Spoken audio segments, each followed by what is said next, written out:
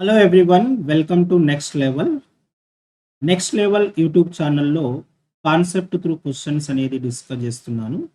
అందులో భాగంగా ఒక ఇంపార్టెంట్ టాపిక్, ఆ కాన్సెప్ట్ పైన కొంచెం కాంట్రవర్సీగా క్వశ్చన్స్ ఉంటాయి. అలాంటి క్వశ్చన్స్ సాల్వ్ చేయడానికి నేను ఈరోజు ఒక కాన్సెప్ట్ తీసుకున్నాను. అది ట్రాన్స్ఫార్మర్లో ఫ్లక్స్ అనేది కాన్స్టాంటా లేదా ఫ్లక్స్ అనేది వేరియబులా? మరి ఈ కాన్సెప్ట్‌ను క్వెషన్స్ ద్వారా ఈ వీడియోలో మీకు ఎక్స్‌ప్లెయిన్ చేస్తాను. క్వెషన్స్ చూద్దాం. ఫస్ట్ క్వెషన్స్ ఏ విధంగా ఉన్నాయి. ఒక క్వెషన్ ఏందంటే core flux of a practical transformer with resistive load అని. తర్వాత question, if load on the transformer is increase, core flux of practical transformer with inductive load అన్నాడు. నెక్స్ట్ క్వశ్చన్‌కెళ్తే, if load on the transformer is increase, the core flux of a practical transformer for capacitive load అని. ఇంకో క్వశ్చన్‌లో load అనేది mention చేయనప్పుడు ఇలా 4 type of questions అనేవి ఈ కాన్సెప్ట్‌లో ఉంటాయి. మరి ఈ కాన్సెప్ట్‌ను ఈ క్వశ్చన్స్ ద్వారా క్లియర్‌గా మీకు ఎక్స్‌ప్లెయిన్ చేస్తాను. ఫస్ట్ లోడ్ పైన ఫ్లక్స్ వేరీ అవుతుందా? తర్వాత లోడ్ మెన్షన్ చేసినప్పుడు నేచర్ ఆఫ్ ద లోడ్ అనేది మెన్షన్ చేస్తే ఏ విధంగా ఆన్సర్ చేయాలా? ఆప్షన్స్‌ని బట్టి ఏ విధంగా సెలెక్ట్ చేసుకోవాలా అనేది ఈ వీడియోలో మీకు క్లియర్‌గా ఎక్స్‌ప్లెయిన్ చేస్తాను. ఫస్ట్ క్వెషన్ 1 చూద్దాం. Core flux of a practical transformer with resistive load అన్నాడు. ఇక్కడ ద రెసిస్టివ్ లోడ్ అంటే ఆర్ లోడ్ అనేది మెన్షన్ చేసిండు. ఆప్షన్స్‌కి వస్తే option A strictly constant with load changes. Option B increase linearly with the load. Option C increases as square root of the load. Option D decreases with the load changes అన్నాడు. ఇక్కడ are load అని mention చేసిండు కాబట్టి మనం resistive లోడే అన్నాడు. జనరల్‌గా so ట్రాన్స్‌ఫార్మర్‌లో 3 fluxes ఉంటాయి. దాన్ని ప్రైమరీ ఫ్లక్స్ Φ1 అంటాం. ఈ ఫ్లక్స్ అనేది primary flux Φ1 and load component of the primary flux Φ1 dash and second flux ఏంటంటే Φ2 అనేది. ఇలా 3 ఫ్లక్సెస్ అనేవి ఉంటుంది. ఈ Φ1 అనేది primary flux of the transformer. దీన్నే మనం mutual flux of the transformer అని కూడా అంటాం. ఈ విధంగా మ్యూచువల్ ఫ్లక్స్ అని. అండ్ తర్వాత Φ1 డాష్ అనేది load component of primary flux అంటారు. Load component of primary flux of the transformer అనేది. తర్వాత Φ2 అనేది secondary flux of the transformer. మనకు లోడెడ్ కండిషన్‌లో ఈ 3 ఫ్లక్సెస్ అనేవి ఉంటాయి. ఇప్పుడు ఈ 3 ఫ్లక్సెస్‌లో మ్యూచువల్ ఫ్లక్స్ ఏమవుతుంది అన్నాడు. ఫర్ రెసిస్టివ్ లోడ్ ఏమవుతుందంటే ఫర్ ఆర్ లోడ్ కండిషన్‌లో Φ1 డాష్ అండ్ Φ2. Φ1 డాష్ అనేది Φ1 dash for example Φ1 dash is equal to 100% ఉంటుంది. ఈ విధంగా 100% ఆఫ్ ద ఫ్లక్స్. Φ2 కూడా 100% ఆఫ్ ద ఫ్లక్స్ అనేది ఉంటుంది. మరి what is the nature of these 2 fluxes? నేచర్‌కి వస్తే Φ1 డాష్ అనేది ఇక్కడ Φ1 డాష్ ఆపోజెస్ ఆపోజెస్ Φ2. ఎందుకోసం ఆపోజ్ చేస్తది? టు సాటిస్ఫై ద లెన్స్ లా.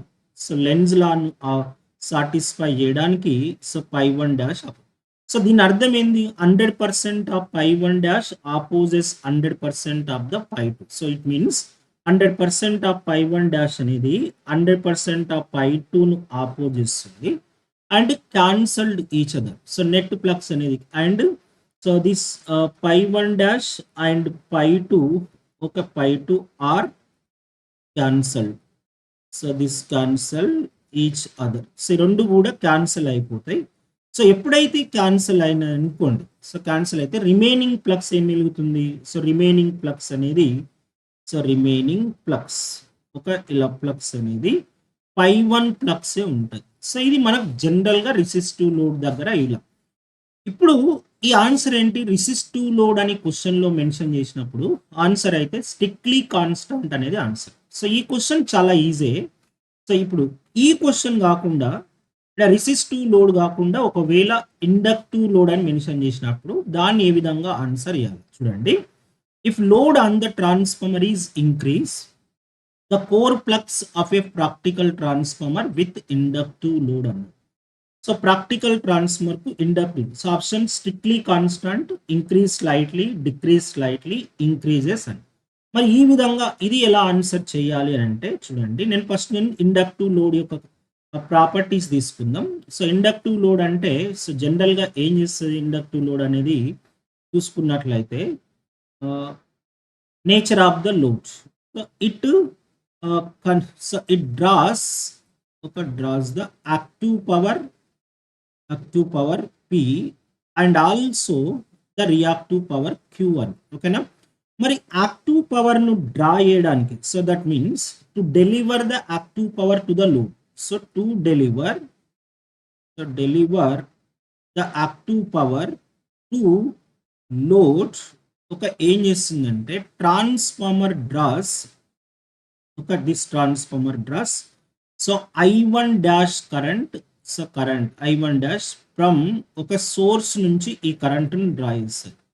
మరి రియాక్టివ్ పవర్ను డ్రా చేయడానికి, so to deliver the reactive power, so ఏమవుతుంది, so to deliver reactive power Q ఒక to load, so reactive power to the load. So transformer draws some extra amount of the current, draws I1 double dash అంటారు. So I1 double dash, so dash from the ఒక source నుంచి ఈ current draw చేస్తాయి. ఇప్పుడు net కరెంట్కి వచ్చే వరకు, so ఈ net I1 current load component of primary current, net load component of total load component of కరెంట్కి వస్తే ఇదేమవుతుంది I1, so I1 dash plus I1 double dash అనేది వస్తుంది. సో ఈ రెండు కరెంట్స్. ఇప్పుడు దీని ద్వారా ఏమవుతుందంటే due to this one Φ1 dash అనేది, సో ఇలా Φ1 dash so little bit greater than the Φ2 అనేది ఉంటుంది. సో ఎగ్జాంపుల్గా ఇది 101% ఉంది అనుకుందాం. సో ఇప్పుడు ఏమవుతుంది, ఇది 100% ఆఫ్ ద ఫ్లక్స్ ఉంటుంది. సో 100% ఆఫ్ అంటే Φ1 డాష్ అనేది కొంత ఎక్కువ ఉంటుంది, 1% అనేది ఎక్కువ ఉంటుంది కదా.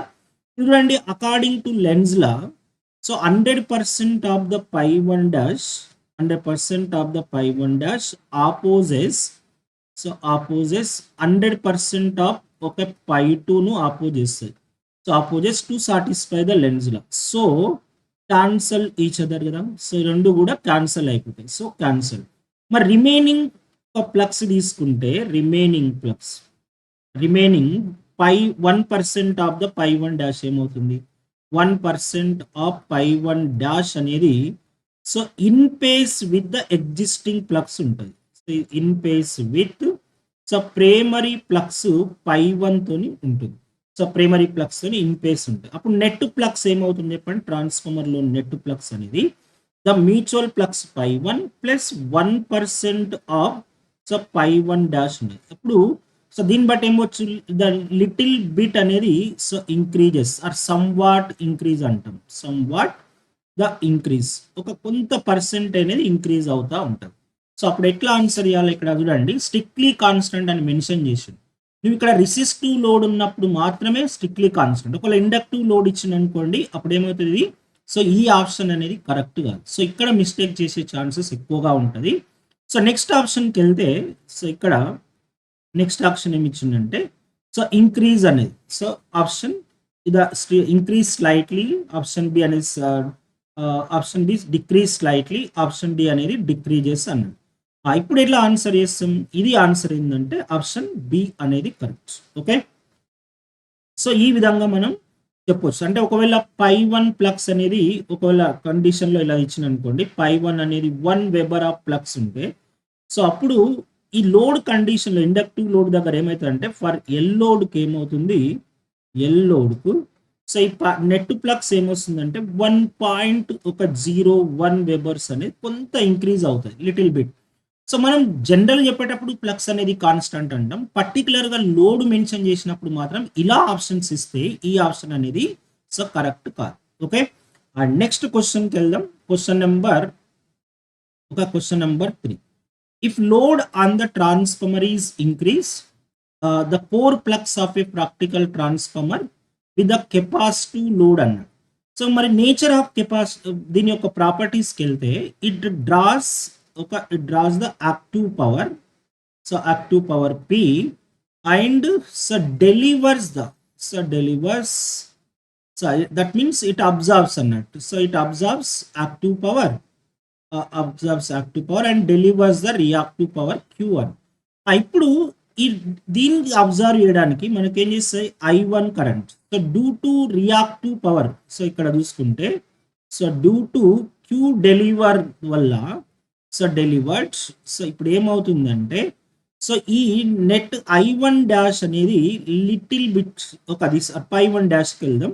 పై1 డాష్ అనేది little bit less than the పై2 అనేది ఉంటుంది. So little bit less than పై2 అంటే ఎగ్జాంపుల్ పాయింట్ ఆఫ్ వ్యూ ఇది 99% అనుకోండి. సో ఇది 100% ఆఫ్ ద ఫ్లక్స్ ఉంటుంది. మరి అకార్డింగ్ టు లెన్స్ లా ఏంటి, ఇక్కడ పై2 అనేది పై2 ఆపోజెస్ సో పై1 డాష్ ఎంత పర్సెంట్, ఇక్కడ 99% ఆఫ్ ద పై2 ఆపోజెస్ 99% ఆఫ్ ద పై1 dash. So to satisfy the Lenz law. So Lenz లాను సాటిస్ఫై చేయడానికి సో లెన్స్ లా, సో ఇప్పుడు ఏమవుతాయి ఈ రెండు ప్లగ్స్ క్యాన్సిల్ అయిపోతాయి. So so cancelled each other అంట. So cancelled each other.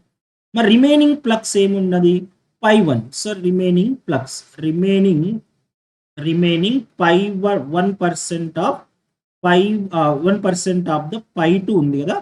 So ఈ 1% రిమైనింగ్ 1% ఆఫ్ ప్లగ్స్ ఆ పై2 ఆపోజెస్ ఒక ఎగ్జిస్టింగ్ పై1 ప్లగ్స్.